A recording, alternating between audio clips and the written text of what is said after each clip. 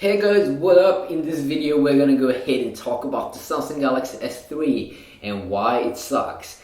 Now, I don't hate this device, okay? But I made a video talking about the bad things with the HTC One X. I made a video called HTC One X why it sucks, and I was focusing on a major software issue in that video.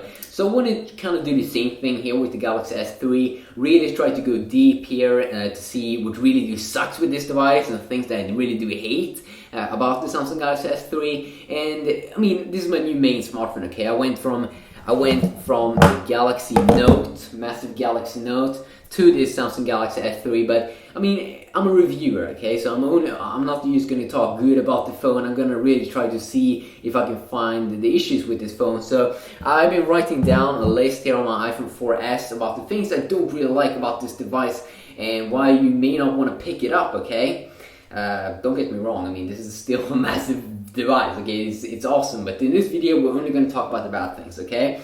So let's go ahead and start off with the main problem people have with this phone, and that is how it feels and it looks. So as you do know, this Galaxy phone is used in plastic.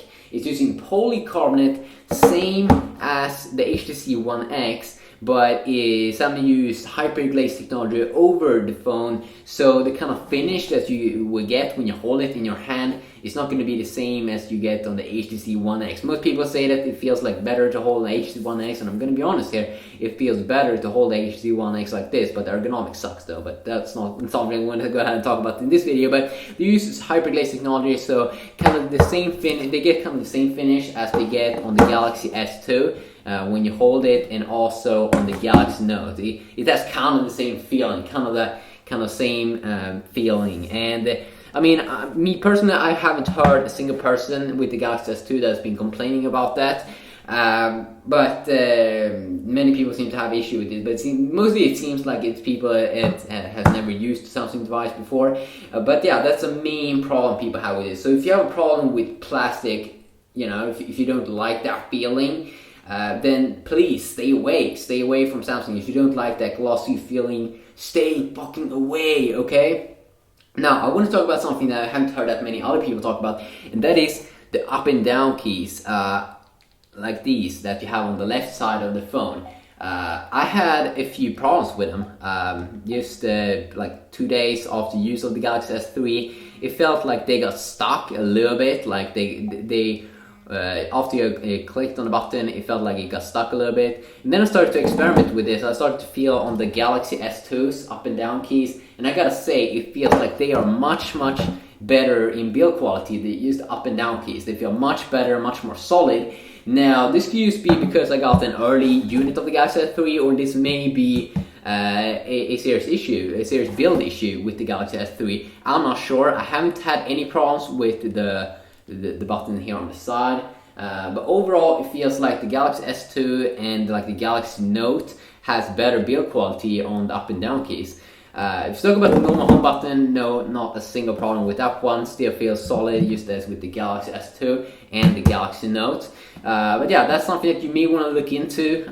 Maybe try a friend's up and down keys to see how it feels. Because I don't think this is a major issue. I don't think it's a major issue, but if you really want to go deep into what really can suck with this device, that could be one of the things, okay? That could be one of the things. Now, let's want to go ahead and talk about the next thing. It's going to be the AMOLED display.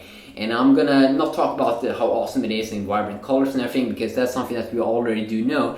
But something that you may want to know, if you're going to watch a lot of movies and stuff like that, if you're going to record videos and going to be in dark environments and things like that, you may want to know something. That is that the black color could turn into blockiness sometimes when you are in dark environments, or if you watch a dark video, and sometimes it could really look awful, okay? It could really look awful. You see like small dark blocks a little bit moving around in the darkness. And I'm pretty sure how many could see this, but I could definitely see it, and it could be annoying as shit. So that if you don't want to see that shit, maybe you want to go ahead and take a look at the HTC One X Super IPS displays that could also be a lot brighter than the Galaxy S2, and it displays white colors way better than the Galaxy S2, but the Galaxy S3, I mean, of course. But the black color is much better on the Galaxy S3, but the blockiness is something really a big issue with AMOLED displays, okay? So if you watch a lot of videos, maybe you should try out the video before on a friend's Galaxy S3 and really try to see if you can see this blockiness, because it can really mess shit up, okay? So I'm gonna go into the next thing here, and that's what's the camera. And I talked a little bit about it here, that sometimes when you're in dark environments, you know, you can see that when you take a lot of stuff, when you take a lot of pictures and things, when you take video with your camera, you can see that blockiness if you're in dark environments. So the camera, basically, okay, let's just be honest here. If you just take normal pictures and cool things like that, then the Sony Xperia S, if pictures really are important to you, the Sony Xperia S over here, it's the way to go. Even though it feels laggy in the UI and everything, I'm not gonna lie, the camera is amazing on that device. It's like a 12 megapixel camera, even though it lags like shit like this over here, it is an amazing camera, just like that. Also, the HTC One X is amazing if you want to take some pretty awesome pictures, you know. It has those kind of cool effects used from the default that you don't get on the Galaxy S3, and it really do a great job with that. Like the camera quality on the Galaxy S3, it feels kind of the same as the Galaxy S2. I don't think even that they have like changed the sensors, so that's a little bit boring. And also one major problem with the camera that I've been seeing is that it has a hard time when you are in a lot of light. Let's say you are in a room, you have the sun just outside, you get a lot of light in your room. It is having a lot of hard time to adjust itself, the camera and everything. So when you take a lot of pictures, you can sometimes see more light than on like a Sony Xperia S and like an HTC One X. Now, if you talk about normal video, I didn't have that major software issue that you will get on the HTC One X International Edition. That you only got like 19 to 23 FPS. No, the FPS is amazing on the Galaxy S3.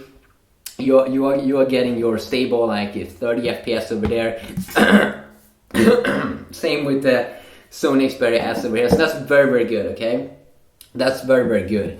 But in all pictures, the HTC One X, if it's extremely important to you, if it's extremely important to you, then you probably have to go with like the HTC One X, or use a normal, you know, DSLR camera or something like that. And I mean, I gotta say that my Galaxy Note's video mode and the audio quality is when you record videos, it's amazing. I mean, like the Galaxy S3 is not even close to the audio quality, the amazing audio quality when you take videos with the Galaxy Note. They're stuffed in a massive, awesome sensor or some shit like that on the Galaxy Note, and I'm pretty sure how they did it, but it just feels amazing.